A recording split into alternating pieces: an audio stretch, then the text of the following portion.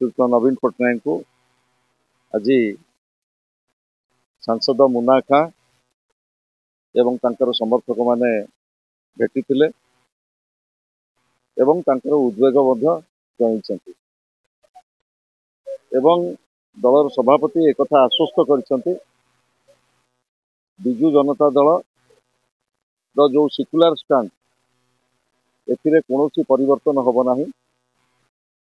एवं जहाँ पार्लियामेंट रे घटी से संपर्क में से अनुधान करेंगे एवं माइनॉरिटी जो बंधु मैंने आसीथिले तांकर उद्वेग संपर्क में दल सभापति से अवगत करछन्ति एवं से संपर्क में खूब शीघ्र सभापति अनुधान करी निष्पत्ति नेबे।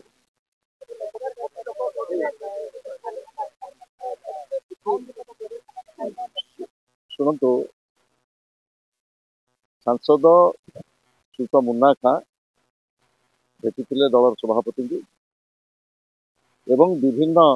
सेक्टर रु जो उद्वेग सब प्रकाश पाई से संपर्क में सभापति अवगत अच्छा एवं आज नवीन पट्टनायक कथा स्पष्ट भाव में कहते ये जो उद्वेग रही से संपर्क में से अनुधान करेंगे एवं निश्चित भाव में